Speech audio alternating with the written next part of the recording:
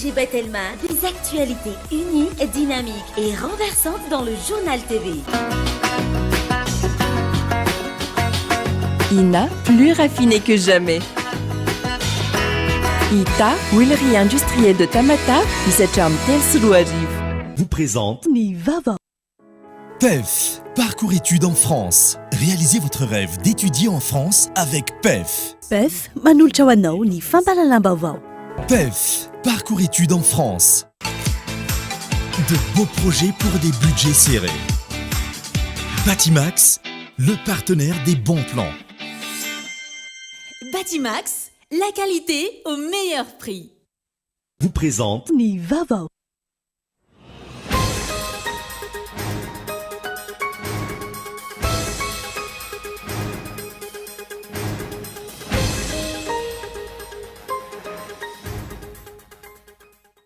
Nitsikeran'ny fanendrenan'ny filohan'ny seni izay olona akaiky ny fitondrana amin'izao fotoana ny mpanaramaso ny fividianana eo anivon'ny vondrona Eoropeanina. Raha namoaka ny tatitra mahakasika ny tolo-kevitra nandritra ny fividianana ny taona 2024. Mitaky ny fametra-pialan'ny ministry ny fiarova amin'ny pirenena sy ny sekretera-panjakana miadidiny zandarmaria-pirenena ny RMDM. Manoloana ny fitifiran'olona ny tranga tany Kongo ny alatsinainy lasa teo. Nanatanteraka fitokonana sy fidinana an-dalambe ireo mpianatra teo anivon'ny oniversite n'Antananarivo. Anton'izany ny fitakiana ny vandrim-pianarana izay efa tara 3 volana amin'izao fotoana. Iasa manomboka ny alatsinainy ho avy izao ny zotra vaovao nosokafanao amin'ny komuna Lasory. Mitovy amin'ny sarandalana efa tapaka ihany no ampiarina amin'izay olombe ny tanàna. Maresaka iraisa amin'ny pirenena, ny aton'ny firotsahan'orana ny Pakistan, mitohy ankilany vondrovona manoloana ny loza maro nateraka ny tondradrano any an-toerana. Ny antsiprian'izay.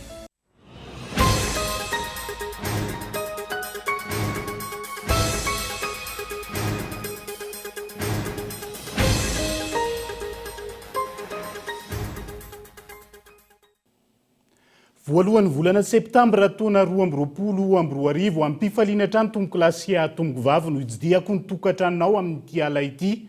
Tonga soa ato anatin'ny fotoana ny fampalalam-baovao amin'ny fiteny malagasy amin'ny mpanajana ihany koa no anasako anao anarak' izany hatramin'ny farany.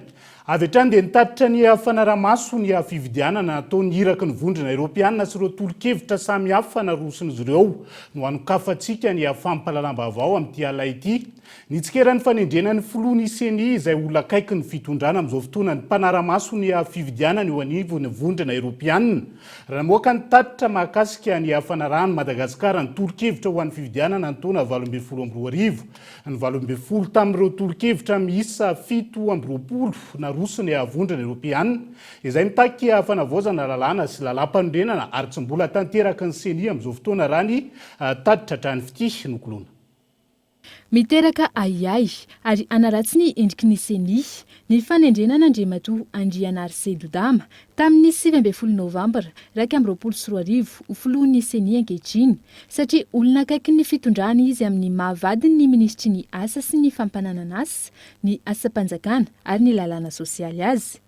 Tahaka izay raha dika tsotsotra ny voasoratra tao amin'ny tatitry ny vondrona Eoropeanina vokatry ny fanadihadiana nataon'ireo mpanaramason'ny fividianana. No amafisina tanatin'izany, fa namanaja ny lalàna aza ny fanendrenan'ny filohan'ny seni ity. Tsy manamafy ny fahaleovantena ny seni, manoloana ireo mpisehatra sy mpanaramaso ny fividianana maro samihafa ny fanendrenan'ny tontosaina. Toy izao ankilany ny valiten'ny mpampankateny teo anivon'ny seni raha nanontaniana mahakasika izay. Ny amin'ny hoe fahaleovantena sa ny tsy fironan'ny seni io fomba fijery. Fomba fijery io satria tsy le olona mandrafitra ny seni no itsarana azy hoe katolika sa protestanta le olona sa anglikana raisy koa tray amin'ny resaka finoana fa nefa mahadika zavatra betsaka izay amin'ny raharaha politika fa ny fahaleovantena dia lalàna ny miantoka azy ho anay seni manokana ary nanao fianianana izay ny fandrafetana ny seni dia nanaja ny fiapetra rehetra takin'ny lalàna ary izany rehetra zany dia bangona amin'ny hoe toetsaina oentin'ny CENI miatrika ny asa mandrarahany no ahafahana mitaratra hoe tena mahaleo tena ve sa tsy mahaleo tena. Ny fandraisana baiko tsy fandraisana baiko ao anatin'izay rehetrarehetra izay. Ankoatra izay, maro ireo lesoka mbola hita amin'ny tontolon'ny fifidianana ny taona 2024 raha ny voarakitra anatin'ny tatitra hatrany. Isany amin'izany, ny fahalalan'ny asa fanaovan-gazety, indrindra amin'ny fahazahoana ny antotan-kevitra sy antotam-baovao momba ny fifidianana. Eo ihany koa ny fanamafisana ny fandraisana anjaran'ny vehivavy sy ny tanora amin'ny fifidianana. Amin'ny ankapobeny, miisa 17 ireo tolo-kevitra naroson'ny vondrona Europeanina ho fanatsarana ny tontolon'ny fifidianana. Ka ny 20 tamin'ireo izay ilaina fanavaozana lalàna sy lalam-panorenana no tsy tanteraka. Teboka izay mila ny fiarahamienta ny mpisehatra rehetra, indrindra ny fahefanana mpanao lalàna hoy ny fanazavahana. Izay atao anatin'ny CENI dia tsy miresaka raharaha politika sy ny amin'ny resaka hoe fanaovan-dalàna. Misy ao anatin'ilay fitakiana na ilay recommandation resaka momba fanaovan-dalàna, na fanovana, na fanitsiana, na fanatsarana. Ny fanatsarana amin'ny ankapobeny everiko fa iombonan'ny rehetra, tsisy olona angamba andahan'izany. Fa eo amin'ny fahefana manao azy dia ny CENI tsy manana an'izay fahefana antsointsika amin'ilay hoe initiative de loi. Ny parlementaire zany hoe ny antenimieran-dolona na ny antenimieram-pirenena sy ny gouvernemanta manana an'izay. Ka ho an'ny CENI zany rehefa misy lalàna mivoaka dia iny no ampiarina raha mifanandrify amin'ny zara asany. Hatreto, ny telo tamin'ireo tolo-kevitra napetraky ny vondrona Europeanina no niraisin'ny CENI tanteraka. Ny taona 2024 moa ny fanjakana malagasy no nangataka ny fanaraha-maso ny fifidianana avy amin'ny vondrona Europeanina. Ny volana aprily hatramin'ny volana may lasa teo kosa no nanao fanaraha-maso mikasika ireo tolo-kevitra izay napetraka ireto farany. Fahitan'ny vondrona Europeanina ny vizotry ny fifidianana sy ny tolo-kevitra ho fanatsaran'izay iny fa mahakasika ny fahitan'ny RMDM mandraharaha atao ikongo kosa indray dia mitaky ny fametram-pialany ny ministry ny fiarovan'ny pirenena sy ny sekretera mpanjakana. Ny adidiny zandarmariam-pirenena ny rodoben'ny mpanohitra ho an'ny demokrasia eto Madagasikara. Manoloana ny fitifirana olona nitranga tany Kongo ny alatsinainy lasa teo. Manameloka ny fandatsahanaina atao amin'ny mpiray tandrazana eto amin'ny tany sy ny firenena ihany koa izy ireo ka miantso ny fiaraha-miory ao anatin'izay. Tokony hametram-pialana avy hatrany ny ministry ny fiarovam-pirenena sy ny sekretera-mpanjakana miadidiny zandarmariam-pirenena. Raha ny nambarany rodoben'ny mpanohitra androany no nitranga fitifirana tany Kongo izay nafatesana olona 13 tamin'ny alatsinainy lasa teo. Tsy azo ekena ho ireto farany ny fandatsahanaina atao amin'ireo tsy manatsiny ny famonon'olona izay tsy voasoratra na voafatra ao anatin'ny lalam-panorenana. Koa miantso ny malagasy rehetra, indra fa ianareo mpitondra, mba hanome andro anankiray iondrean'ny malagasy satria mavesatra amin'ny malagasy loatra ny ramandrika tato ato zay. Raha ohatra ka mini manao marenina ny fitondram-panjakana dia iantso ny vahoaka malagasy mpiray tanirazana izahay hitondra fehezam-boninkazo ho marika ny fisaorantsika, iangatanay amin'ny feo avo ny anesorana reto olona ireto ny ministry ny fiarovam-pirenena, na izy mahatsiaro tena ka hametram-pialana, na izy andraisana fanapahan-kevitra hanalaza. Ny sekretera général ny gendarmerie mba aoka tsy asinaky antrano ny fandraisana fanapahan-kevitra eto amin'ny firenena. Mitena mpitondra fanjakana izahay mba hanao fanonerana ho an'ireo fianakaviana rehetra tsy tany Kongo irery ihany fa eto amin'ny firenena. Ilaina ny fanasazina ireo zay rehetra na andray commandement. Ankilany miantso amin'ny tokony andraisana fepetra mahakasika ireo trangana tsy fandriam-pahalemana ihany koa ny avy eo anivon'ny RMDM. Eto dia manainga misy amin'ny fitondram-panjakana omeo politika mazava tsara momba hiady amin'ny sécurité ny ministre intérieur. Anazy tompony andraikitra amin'ny sécurité ato anatiny. Fa ny ministre ny défense fanafinavany evelany azy. Fa sizy isan'andro hitanao mandeha ry ilaina ny firahamiasa. Dia raha izy firahamiasa fa sizy ny tompony andraikitra amin'ny sécurité eto. Zay revinareo ka ny Kongo reo ny ministre ny défense ny tonga taloha tany manao miresaka amin'ny naratra, miresaka amin'ny olo maty, zany tsy asa fa ny ministre intérieur ny manao an'izany. Zany mahatonga ny sécurité eto tena savoritako misy. mitaky ny amaliany fitondram-panjakana ireo fanontaniana mipetraka mahakasika ny raharaham-pirenena ny RMDM toy ny raharahana-javonana volamena, ny fanondrana natsokosoko ireo harem-pirenena hafa ary ireo trangana kolokolo maro hafa. Toy ny raharaha volamena milanja 7.7 faingo a 7.7 kilao nokasaina ahondrana antsokosoko any Dubai sary mpitandro ny filaminana teny amin'ny serana mpiaramanidiny vato ny alakamisy 5 ny volana aogositra lasa teo. Fantatr' izao fa nahiditra amponja vojimaika ieny atsefa ireo olona 4 voaroroy amin'ity raharaha ity. Mitoa kosa ny fikarohana ny Mohamad Naim Ibrahim izay isany adonkotrika ny raharaha. Vaovao makasika ny fampianarana ambony kosa indray dia nanatanteraka fitokonana sy vidinana an-dalambe ireo mpianatra teo anivon'ny Universitena Antananarivo tamin'ity androany ity, anton'izany ny fitakiana ny vatsim-pianarana izay efa tara 3 volana amin'izao fotoana izao. Ankilany laza ny teo anivon'ny Ministera ny fampianarana ambony fa ny lisitra avy any amin'ny Université no nitarika ny olana amin'izao fotoana. Isy ny fikarakarana ireo fitarainana na ny réclamation ny mpianatra raha ny fanazavana. Mirana Clara.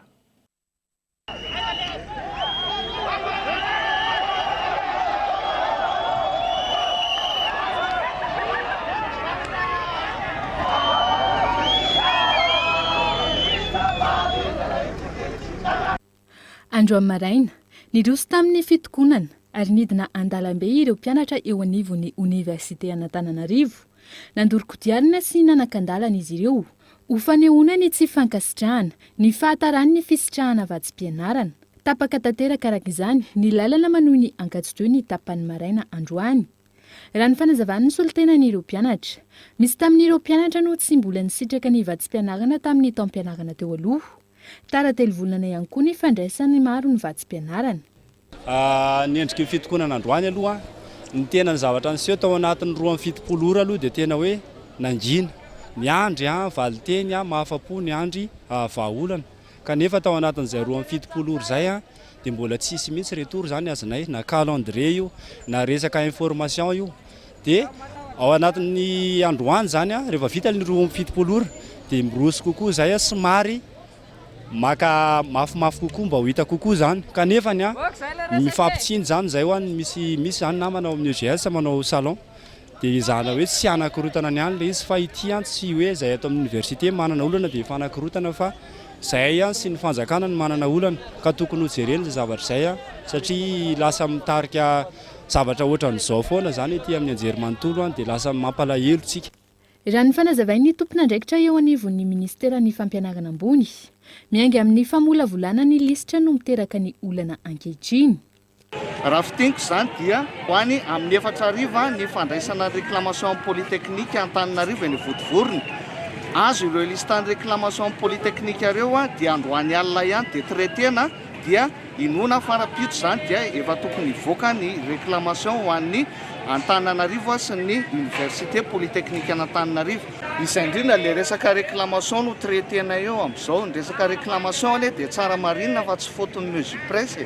Ny réclamation tompoko dia lista avy ety amin'ny ministéran'ny lista avy ety amin'ny université no entinay manao ny paiement ana bourse. Io lista io avy ety amin'ny université io zany no misy lesika. Misy tsy ampy indraindray sasany lista, indraindray retardataire be loatra le lista, any ka tsy tafiditra ao anatin'ny traitement le izy dia lasa réclamation avy eo. Raha iverenana ny fanazavan'ny Tale Generalin'ny Postra Malagasy ny 20 Jona 2024 raha nanontaniana ny mikasika ny olan'ny fijarana vatsim-pianarana. Namafisiny fa miankina tanteraka amin'ny lisitra izay avoakan'ny université sy ny Ministeran'ny fampianarana ambony ny fizarana ny vatsim-pianarana tondrosaina amin'ny alalan'ny karatra nomerika. Paiement na bourse des prestataires miara-miasa amin'ny ministère maromaro za eo. Any amin'ny faran'ny chaîne no misy ny Postra Malagasy zany hoe rehefa andeha paiement na bourse dia mazava ho azy hoe ity ny vola hozaraina. Dia hozaraina amin'izy io vola io, ity ny lisitra ny bénéficiaire hizarana an'le vola. Ireo zany condition anankiroa zay ireto sampana maromaro aty aloha aty reto no mendraiky io zavatra io. Mikirakira sy manamboatra an'le lisitra, tsy ny Postra Malagasy velively no manamboatra lisitra fa sampana hafa, ministera hafa no manamboatra ny lisitry ny mpianatra zay voasokajy sy voatondro fa ahazo sy hisitraka ny bourse eny amin'ny université. Tsy mikitika lisitra mihitsy ny postra, tsy manova ninona mihitsy ny postra fa ny avy any amin'ireo sampana hafa reo no milaza hoe postra malagasy ireto ny lisitra hizaranareo antsy volatsy. Araka izany, tsy misy ifandraisana amin'ny fampiasana ny karatra fisitrahana vatsy-pianarana ny olan'ny fisitrahana izany ankehitriny. Fa nesorina teo amin'ny toeran'ny governoran'ny faritra loatra Mangoro raha ny fanapahan-kevitra nandritra ny filan-kevitra minisitra Omaly. Lafy ny ara-diplomatika no isan'ny antony mety nandraisana iny fanapahana iny, hoy ny fanehoan-kevitra ny Bailalany iray, nanaovana fanadihadiana tamin'ity androany ity. Onona saina. No foana ny andian'ny sasany eo amin'ny didim-panjakana manendry ny governoran'ny faritra Aloatra Mangoro araka ny fanapa-kevitra no raisy ny filan-kevitry ny minisitra Omaly no tanterana teny milam-pampanjakana ny avaloha.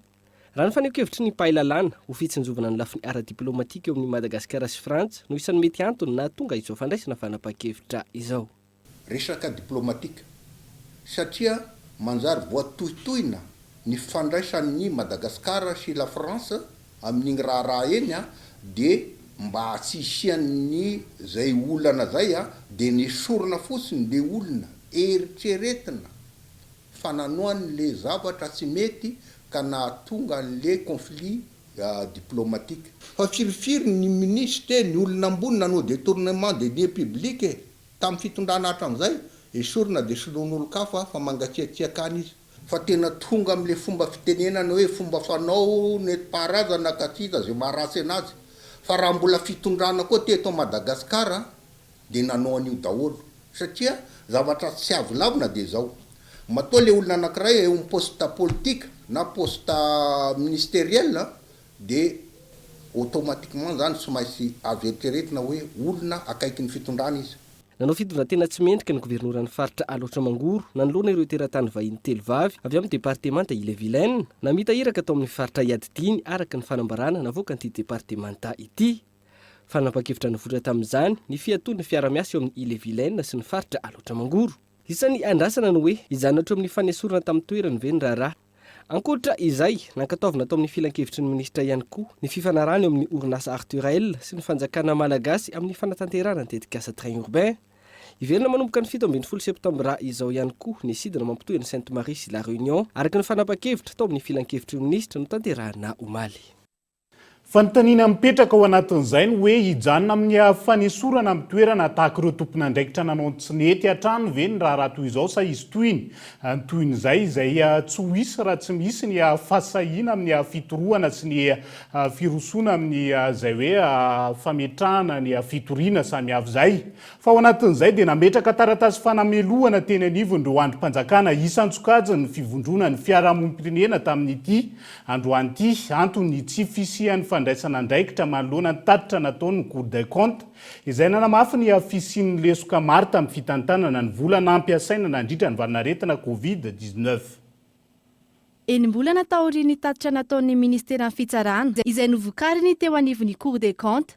Tsy mbola nisy ny fanadihadiana ny sokatra nataon'ny tompon'andraikitra mahakasika ny mety fisian'ny fandikan-dalàna nandritra ny fitantanana ny vola entina hiantrehana ny Covid-19 tamin'ny taona 2024 hoy ny fikambanana ny fiarahamonim-pirenena androany. Nataon'ny conférence de presse androany zany dia hoe nanaitra izahay ny amin'ny hoe nisy ny tatitra navoaka ny fitsarana momba ny compte mahakasika ny fitantanam-bola Covid-19 izay nahitana tsy fangararana maro.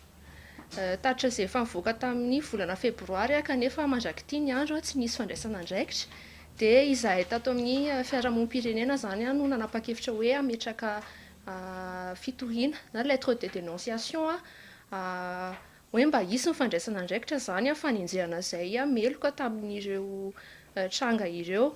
Ny famakafakana ireo tatitra no nahafahana namantatra tranga tsy ara-dalàna tsy latsaky ny 7-30 teo amin'ny fitantanana ny volam-panjakana. Ka anisan'izany ny fahadisoam-pitantanana miisa 7-20, tranga mety nisian'ny kolokolo miisa 1-20 ary fandikan-dalàna ara-toekarena sy ara-bola miisa 2 hoy ny fanazavana. Rehefa mivoaka ny tatitra toy ireny dia toa mijanona tsisy toyany itony zavatra rehetra eto amin'ny firenena dia izay ny anaovanay antso avy hoe be loatra ny tsy maty manota eto amin'ny firenena tsika miara-miaina ankehitriny inona ny zavatra nseho atao anatin'izao vanim-potoana izao dia izay no anaovanay antso avy hoe mba tsy ho hijanona hoany fotsiny ireo atao hoe namita an'izany eloka izany satria nambara be da be le eloka teo a dia etsy ihany koa izay ny antony anaovanay fitarainana tory an'izany a any amin'ny rafitra sahazan'izany satria voalazan'ny lalàna 2016-020 fa ny fiarahamonim-pirenena dia afaka manao an'izany fitorian'izany amin'ireo rafitra efa nambara teo zany. Ny filohan'ny repoblika, ny prime ministre, ny mpikambana eo anivon'ny governemanta, ny tale jeneraly ny tahirim-bola-panjakana, ny tale jeneraly ny fitantanam-bola sy ny raharahakabeny, ireo no nametrahan'ireo fikambanan'ny firaisamonim-pirenena ny taratasy fanamelohana androany. Mamporisika ireo manam-pahefana ambony amin'ny andrim-panjakana mpanaramaso ambony ihany koa izy ireo, mba hanao fanadihadiana lalina kokoa momba ireo mety ho fandikan-dalàna raha ny fanazavana. Vao ny toe-karena kosa indray tsy mitondra fampandrosoana ho an'i Madagasikara ny fananan'ireo ranomasina sy ranomamy eto amintsika vokatry ny tsy fananana politika mazava ampiroboroboana ny toe-karena manga. Ireo orinasa vahiny no mahazo tombony amin'izay ary ahina olany tamingany ireo hazan-drano raha tsy misy ny fepetra raisana hoy ny mpahay toe-karena iray onona saina. Manodidina ny hira etsy nisan'ny mpanjono madinika eto Madagasikara. Hatramin'izay tsy nahitam-pivoarana ny fomba fiasa fanonjana teo amin'ny fomba nentim-paharazana hoy ny fanenkevitry ny mpahay toe-karena. Tsy niteraka fampandrosoana ho an'ny firenena ny fananana ranomasina midadasika sy ranomamy ary ono-maro noho ny tsy fananana politika mazava amin'ny fitrandrana ny toe-karena manga. Ary tokony manana vina mazava tsara tsika ny amin'izay raha mijery tsika zany ny initiative pour l'émergence de Madagascar misy voalaza ao le izy fa ny tena fampiarana an'le izy sy ny fanatanterahana zay amin'ny lafiny tena lalàna mihitsy zany hoe le bolasa institution le izy zay zany tsy ampy ny mampianatra an'ireo le mpitrandraka moa zany dia efa tsisy raha teo fa efa mandeha amin'le fahazarana nentin-drazana fotsiny ny ankabeazan'le olona fanosehana ny eto toerana aloha dia mbola tsy ampy tsy ampianaritsika izy hitrandraka amin'ny fomba manara-penitra mba azony tombony ary ireo le mpitrandraka avy any ivelany izay mitondra an'le saluti ngeza-be ireny mazana mbola tsy voafehantsika koa ka mety ho tonga hatramin'ny fahataperan'ireo le arena ao anatin'ny ranomasina ireo zany zay raha tsy mitandrinatsika. Ilaina ny fananadrafitra sy lalàna fa ihany koa ny fahasahiana manoloana ireo orinasa vahiny mba hisian'ny tombony ho an'ny firenena. Ny vahiny ene na mipetraka eo raha ny lalàna anao ka tsy manana an'le hery ianao tena hampiatra an'le lalàna araka ny tokony ho izy ary tsy manana izay le volonté politika zay dia arebirebiny zareo fotsiny zany tsika indrindrindra moa zany fa hoe raha mbola tsy voafehy tsara ny resaka corruption eo amin'io tsy ny corruption eto anatiny ihany fa misy koa ny corruption internationale dia reny zany mila fehezina daholo reny ka ny hoe manahoana ny herintsika tsy ampy aloha le herintsika zay ny mbola mila fiarahantsika miasa amin'ireo le firenena tena mba manana toe-tsaina vonona tena ifanampy amintsika ary indrindrindrindra anjarantsika ihany koa ny miorienté an'izay fiaraha-miasantsika izay amin'ny tombontsoantsika. Sehatra iray ahafana mampandrosoan'i Madagasikara ny toe-karena manga raha voatrandraka araka ny tokony ho izy. Ohatra amin'izany fitrandrana ireo arena anatin'ny rano. Sehatra iray tokony ho alalinina ihany koa ny fizahantany, ny fitaterana amin'ny alalan'ny farisin'ny ranomasina izay ananantsika, ny famokarana angovo vaovao sy ny maro hafa. Fa tsy mitsaha mitombo ireo tokantrano tafalatsaka anaty fahantrana lalina volany iray Anozobe amin'izao fotoana. Mavesatra ny fiantraikan'izay amin'ny andavanandro mpiainan'ny mponina raha ny fanadihadiana. Ankoatra ny fampitsarana ireo ankizy hiditra an-tsekoly, maro amin'ireo tokantrano no voatery misakafo indray mandeha anatin'ny Ray Andro Mirana Clara. Manodidina ny 540 ariary eo matetika ny vola hitan'ny Marie Isabelle isan'andro raha toa ka mahita asa-tselika atao izy. Io no vola entiny hamelomana ireo zanany fito mianadahy isan'andro raha ny voalazany. Tsy mifanalavitra amin'izay ihany koa ny vola azony rasoan'andrasany fa manodidina ny 2,000 ka hatramin'ny 3,000 ariary isan'andro eo raha ny nambarany. Izy ireo izay samy manana zanaka tsy mianatra avokoa noho ny fahasahiranana. Tsisy mahitsy ilay vola dia izay ny janonan'ilay telo tsy nianatra. Efa nianatra ihany izy fa nijanona. Efa tamin'ny herintaona izao ny anankiroa tsy nianatra dia tamin'ny 2 taona le ray sy izay manjanona tsy nianatra dia le 2 teo ndray dia te-aim ndray nijanona tsy nianatra. Zareo mamelona an'izy efatra mianatra. Tsisy mianatra fa izy anankiroa ihany izao no miditra tamin'ny fahasahy. Ankoatran'ny tsy fandehanana an-tsekoly, olana trehandreo tokantrano maro ao volana iray ny tsy fampiana ara-tsakafo. Izy mamela io anadahana io mamela anay. Raha mahita moa za dia efa mifanampinampy zay da.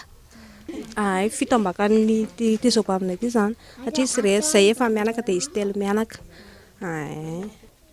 Tsy misakafo intelo zany. Rehefa mba mahita zany dia mba mihinana izy, ny tandro moa tsy mahita dia tsy dia mihinana. Etsakilany, maro ireo karazana fikambanana miantsihatra eny amin'ny toerana ahitana olona tena sahirana toy ny ao volana iray. Tanjon'izy ireo ny hanamaivana ny fahasahiranan'ireo mponina.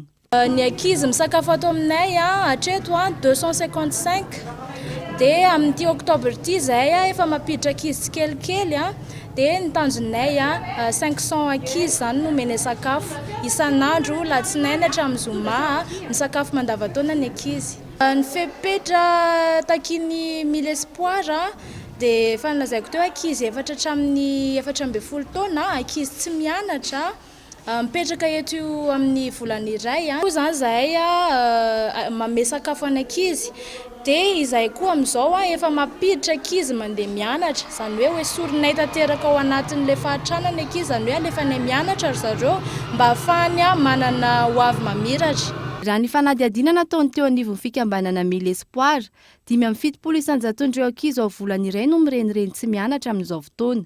Ankoatra ireo ankizy, misitraka fanampiana ara-tsakafo avy amin'ity fikambanana ity ihany koa ireo olona manana fahasembanana sy ireo zokiolona ao volana iray. Dia izay ihany koa no entintsika miara-misento anaty adoka fo vetivety ny mahakasika ny azotra vaovao iazon'ny komuna Lasory izay napetraka manoloana ny fitombony amponina eny an-toerana, io ihany koa ny mahakasika ny foara iraisan'ny pirenena momba ny fambolena sy ny fiompiana ary ny jono rehefa avy eo no anarantsika izay.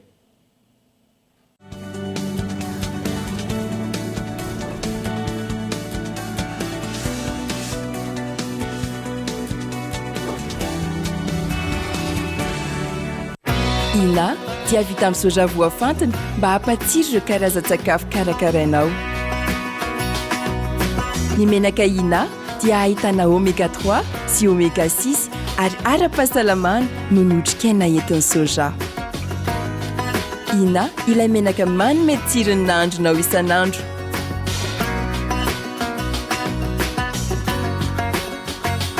Ina, plus raffiné que jamais. Ita, huilerie industrielle de Tamatave, misy hatramin'ny 3 sy 4 arivo.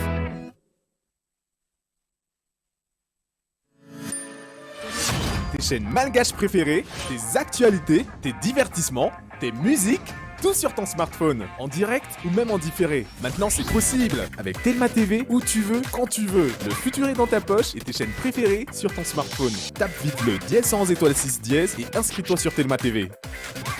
Telma TV, safid kitsotra malagasy.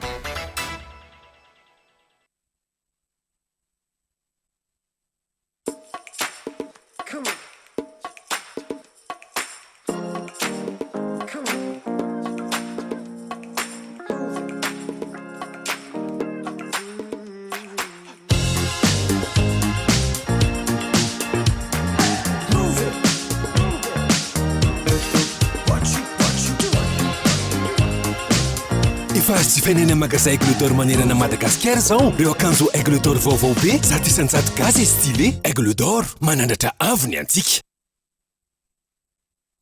Efa fantatrareo ve fa fety ny ankizy eny magasin Aigle d'Or rehetra amin'izao vakansa zao? Isaky ny asabotsy ny 13 aogositra hatramin'ny 17 septambra izao dia safidiany ny Aigle d'Or izay ilain'ny ankizy rehetra amin'ny fidiran'ny mpianatra. Fa sady azo kiraro, kitapo, trousse vaovao ny ankizy no ilalao iaraka amin'ny mpanentana ary mbola azo cadeau coffret bonbon joliment bon. Tongava any magasin Aigle d'Or akaiky anao ampifalin'ny Klonge.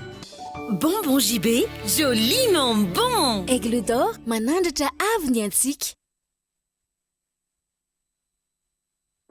PEF, parcours études en France. Réalisez votre rêve d'étudier en France avec PEF. Après le bac, optez pour l'option 2+1, 2 ans à Madagascar et 1 an en France pour obtenir votre bachelor. Vous avez la licence? Optez pour l'option 1+1, 1 an à Madagascar et 1 an en France pour décrocher votre master. Plusieurs filières et spécialités dans 2 prestigieuses écoles en France. Le groupe EMA et l'Omnes Éducation. Parcours études en France. Cap 3000 Indjar. Contact 038 45 085 85 020 85 085 85. Financez vos études avec le crédit PAC étudiant de la BNI Madagascar.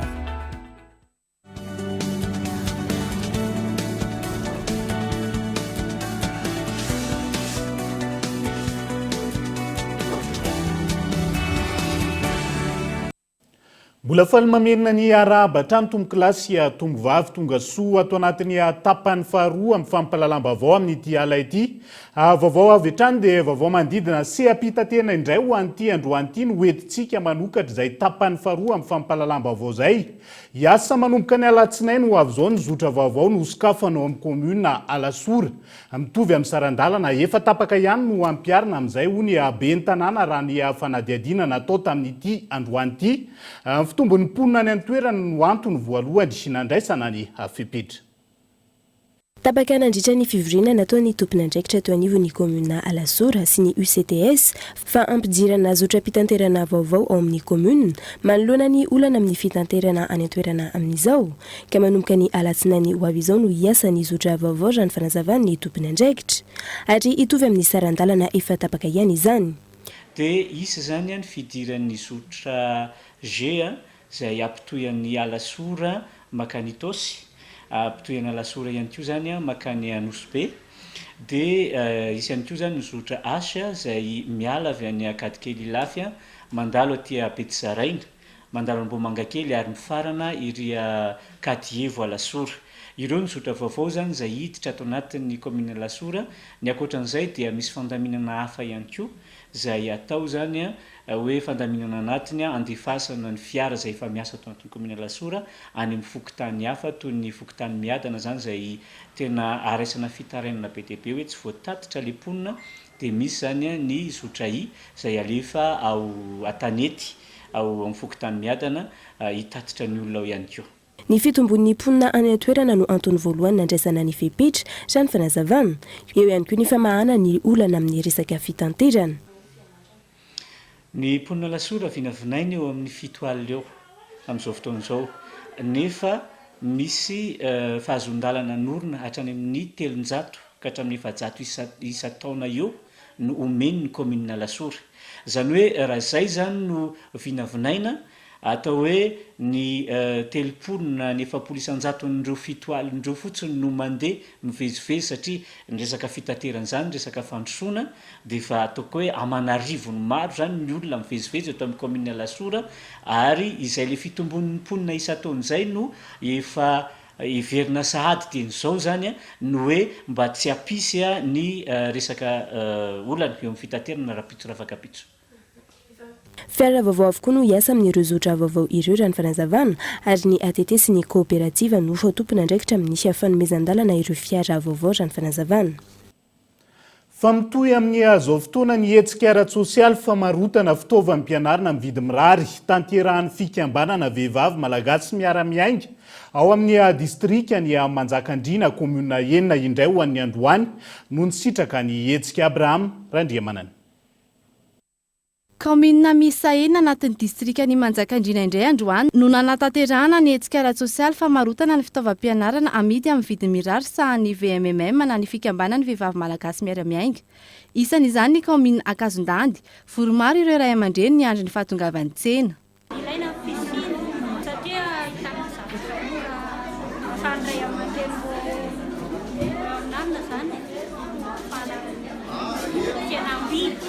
Mety aminay aloha ilay izy satria raha ohatranay zao maromaro ny ankizy nefa mba sanirana mba arivo fotsiny aran'elanelan'ilay izy dia mety ilay izy. Dia ilay grand forme ireny ana vidiko teto. Tena ilaina mihitsy ilay izy satria mba misy fiainana dia mba mampamaivamaivana amin'ilay resaka vola zany. Raha ohatra hoe tany akama sady tsy dia tsara le izy nefa ny sady nefa lafa nefa mibaka tanatiny mba tsara politique koa raha sady tokony mbola iampy mihitsy ara le fitaovana raha ohatra hoe misy ohatra hoe kitapona salanza manala fahasahiranana na dia roa arivo rehefa hita tanjona ho an'ny fikambanana vehivavy malagasy miara-miainga ny hanampy ireo ray aman-dreny amin'ny fampidirana ny mpianatra raha ny fanazavana. Otrony-tsena teto androany dia betsaka ny olona ny nanjifa dia betsaka koa ny nangataka hoe mbola hiverina amin'ny efa. Commune manao androany commune efa commune enina district Manjakandriana androany. Rary ny vidiny netanay satria ny vidiny any amin'ny mpamigady any misy rahailana anazy ety amin'ny mpanjary. Fisinetsika izay ataon'ny vehivavy malagasy miara-miainga dia fanampiana ny ray aman-dreny amin'ilay vesatra ny fidiran'ny mpianatra iramanana ny fiainana amin'izao hoe sarotsarotra dia miezaka izany izay vehivavy malagasy miara-miainga manamaivana ny ray aman-dreny. Ny sitraka ny tsena VMMM ihany koa androany ny tao amin'ny commune Ambohitrony Andriampamaky. Natao fanitanana ny olona hoe ho avy fivarotana amin'ny roa dia zavatra mahafinaritra raha mahabe fanantenana dia ny fanampiany ny solombavam-bahoaka ny vahoaka satria mahafinaritra ny enti-manana ny fidiran'ny mpianatra amin'izao dia misaotra manokana ny solombavam-bahoaka ny angavy ny vehivavy miara-miainga ny MMM mba ho tonga aty aminay koa hanao fivarotana an'ireto fitaovana hanampiana ny ray aman-dreny reto. Fihetsika tena mateidera dia ny fahavononan'ny ray aman-dreny tena tsapa mihitsy fantanteraka le hoe lova tsara indrindra dia ny fianarana dia hita mihitsy hoe tena milofo mihitsy ny ray aman-dreny mba manao izay ahafahany zanany mianatra tsara amin'ny fitaovana mba tsaratsara kaitao an-trano dia etsy ankilany ny fanindry andalina tamin'ity androany ity ihany koa ny fanatanterahana ny hetsika ara-tsosialy tsena VMMM ho an'ny commune Nandihizana Karion sy Ambanitsena. Mahafinaritra sady betsaka ny olona mividy an'ilay izy dia ny entana mirarirary ny entana sady tsara ny fitaovana anankiray. Ie mahafinaritra aloha izy satria raha ho an'ny olona sahirana izao eny amin'ny mpivarotra mety manatombo kely ary izy ana dia manampy ny fahasahiranana eo amin'ny ray aman-dreny. Mitohy teto amin'ny district Manjakandriana zany ny hetsika fanaon'ny vehivavy malagasy miara-miainga izay fivarotana ny fitaovam-pianarana amin'ny vidiny tena mirary hoentina hanampiana ireo ray aman-dreny amin'izao fidiran'ny mpianatra izao. Ny hetsika androany moa dia teto amin'ny commune Nandihizana Karion sy Ambanitsena ary izany dia mbola hitohy manomboka amin'ny latsinainy any amin'ny commune Sadabe Ambotseheno ary Ambatomena. Ankoatra izay totosa androany ihany koa ny famarotana ny fitaovam-pianarana amin'ny vidiny mirary ho an'ny tao amin'ny commune Ambohibary Andranovao tao amin'ny distrika ny Manjakandriana. Lafombaovao hafa kosa indray dia ahafahana mampiakatra ny ari-karena fa ho be ny fitadiavana lalam-batrotra bebe kokoa amin'ireo volo fanondrana eto Madagasikara ankoatr'izay. Zava-dehibe anatrarana ny hafanamby ny fanatsarana ny kalitaon'ny vokatra amin'ny alalan'ny fampiofanana ny tantsaha. Teboka izay isan'ny ho hita mandritra ny foara iraisan'ny pirenena momba ny fambolena sy ny fiompiana ary ny jono. Nela Ranevson. Avy amin'ny fambolena avokoa ny 30 isanjato nisy ari-karena vaobe, 30 hatramin'ny 40 isanjato avy amin'ny nisy fanondranana letisia sy ny lavanila ary ny maroavy izay mampiasa 20 isanjato ny malagasy. Ny fampiroboroboana ny sertry ny fambolena ny fiompiana sy ny jono ihany no anatratrara ny Madagasikara ny fizakantena ara-tsakafo. Misy araka izany ny hetsika foire internationale de l'agriculture, de l'élevage et de la pêche izay isariana ireo mpividin'ny vokatra avy any ivelany. Izay efa nivoizina nandritra ny roa taona izy io dia plateforme anankiray zany satria sady présentiel mandritra n'le efatrandro no virtuel ny événement amin'ity taona ity. Plateforme anankiray tonga dia misy hoe retranscription direct azo ataontsika zay na ny conférence na ny zavatra rehetrarehetra mitranga eo amin'ny salon dia 8 tonga dia retranscrit directement zany amin'ireo olona mpiara-miasa aminay satria voaingana ny siny foire internationale de Madagascar izay anisan'ny secteur lehibe ihany koa ny resaka hoe agribusiness nandritra n'le 4 jours nanaovanay azy dia zay zany efa manana an'ireo azontsika atao hoe ireo exposant any ivelan'ireo zay miandry zany zareo amin'izao dia anisan'izay ny fisian'le concessionnaire automobile anisan'ny maro dia maro izy amin'ity taona ity. Ny tsy fampiny torolalana sy ny fampiofanana ny tantsaha amin'ny sehatry ny fambolena sy ny fiompiana no antony sy mampitombo ny vokatra manerana ny nosy raha ny fanazavana. Namaivana ny fiantraikan'ny ady any Ukraina ny afanomezana atosika ireo mpamboly eto an-toerana ka misy ny fampiofanana omena ireo tantsaha mandritra ny hetsika. Eo ihany koa ireo efa azontsika tenenina hoe société na entreprise na production ngeza be izay miaraka aminay dia anisany toerana anankiray ambom-pionana zany ho an'ireo petit producteur sy ireo société ngeza be ireo hoe ohatra hoe misy voatabia betabe mitokariananary ohatra dia anisan'izay zany ny tena tanjonay ao amin'ny agence première ligne hoe mandritra an'izay efatrandro zay dia mifankahita eo daholo ny chaîne opératoire rehetrarehetra raha zay ny ataontsika hoe maharafitra azy. Isy ny fampiretiana ny karazana biby izay tsy mbola hitan'ny maro avy amin'ny faritra mandritra ny hetsika ka ny 12 hatramin'ny 15 septambra ho avy izao no tanterahana ny foire internationale de l'agriculture, de l'élevage et de la pêche. Tsenana foarabe iray samy pirenena no nampitondraina ny anarany ny hetsika iny fa ivelona ato anatin'ny tsena anatiny sika indrindra manodidina ny tsena sy ny vokatra fraise kosa indray ao anatin'ity fanadiadiana manaraka ity. Nahitana fidina ny vidin'ny fraise eny amin'ireo mpivarotra nanaovana fanadiadiana androany raha hoanina ny taondasa. Raha tsy arak'izany ny tsenana izao aza ny vanim-potoana fiakaran'ny vokatra ho ireo mpivarotra. Ny vidiny 1 kilao izay manodidina ny 2,000 ariary ka hatramin'ny 3,000 ariary amin'izao fotoana izao. Mitotongana ny tsenan'ny fraise raha ny eto an-drenivohitra amin'izao vanim-potoana fiakaran'izao. Lafo ny angalan'ireo mpivarotra azy eny am-potony nefa latsabidy no ivarotan'izany. Manodidina ny 3,000 sy R1 ka hatramin'ny 5,000 sy R1 no andraisan'izy ireo ny iraiso eny amin'ireo mpamboly ary tsinjaraina eny amin'ny toeram-pivarotana amin'ny kilao na kapoaka. Raha ny eto aminay aloha zao raha isio sy tapany eo ihany mbola miantoka izay. Mbola miala any tamboly mepita indroy telo vao tonga aty aminay. Miala any ananina zao izy any Ambatofotsy. Ny frais mbola eo amin'ny 10,000 eo frais mandrapa tonga aty. Ny kapoaka zao amidy 5,000 dia ny kilao amidy 20,000. Sy eo alaina 2,000 sy R1, 4,000 sy R1 arakaraka ny hatsarany. Arakarany. Raha ohatra hoe mahazo mora ianao mba mahazoazo kely ihany. Fa rehefa sendra ny lafo, mora arakaraka ny hatsarany koa ny varotanao anazy. Miankina amin'ny kalitaon'ny fraise no mamaritra ny vidiny eny amin'ireo mpivarotra izay nanontaniana. Mahatratra 5 kilao ny raiso ary mahalafo 2 na 3 so isan'andro ireo mpivarotra. Mpiantoka ny ankamaroan'ireo mpivarotra fraise eto an-drenivohitra ary lavitra ny toerana fangalana azy. Miteraka faty antoka ho an'ireo mpivarotra araka izany ny tsy fandehanan'ny tsena. Voatery izy ireo manao izay alafosana. Tsy afaka manombana lafo be fa tsy maintsy hoe atao akoho izay alan'ilay fraise satria fraise raha vao miatra dia simba fa indray andro ihany ny hamarotana azy. Amin'ny kilao ara zany tsisy hoe makabetsaka fa hoe atsasany dia 1 kilao farany betsaka. Be zay zany zao tena sahirana masoko arena izy tsy misy ampiasaina. Zavatra kely tena tsisy mihitsy. Tena hita hoe sahirana zany vahoaka aloha tamin'ity taona ity tena hita hoe sahirana mihitsy vahoaka. Ka ilay olona tsisy vola dia tsy maintsy amidy mihitsy satria io simba raha vao tsy lany. Dia ariana fotsiny io vao tsy lany dia tsy maintsy amidy. Dia indraindray izay tsy mikarama fa fimasoko arenan'olona feno indraindray matiantoka dia mameo volan'olona. Raha tsy haivina, vitsy ireo mpanangom-bokatra ary tsisy firoborobona ny orinasa mpanodina fraise eto amintsika raha ny nambaran'ireo mpivarotra. Maro ireo mpamboly fraise araka izany no nirona fambolen-kafa.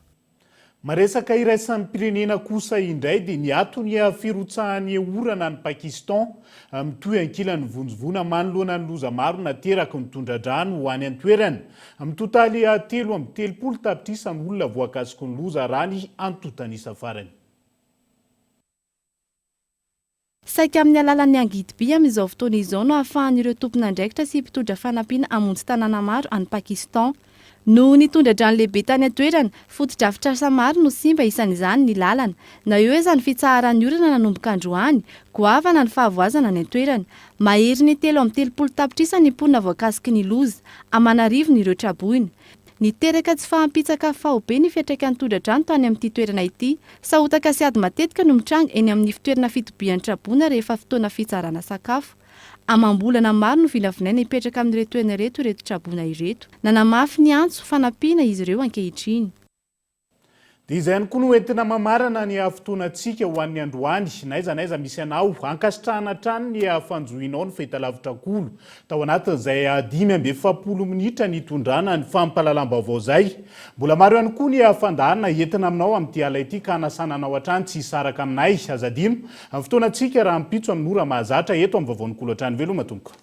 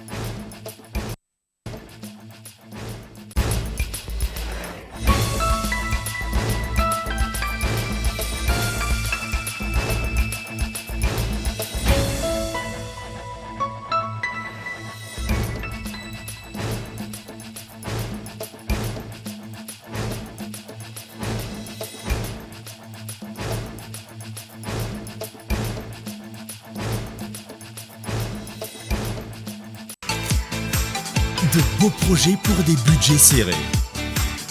Batimax, le partenaire des bons plans. Batimax, la qualité au meilleur prix. Vous a présenté Nivavo. PEF, parcours études en France. Réalisez votre rêve d'étudier en France avec PEF. PEF, nanolotra ho anao teo ny fampalalam-baovao. PEF, parcours études en France. INA, plus raffiné que jamais.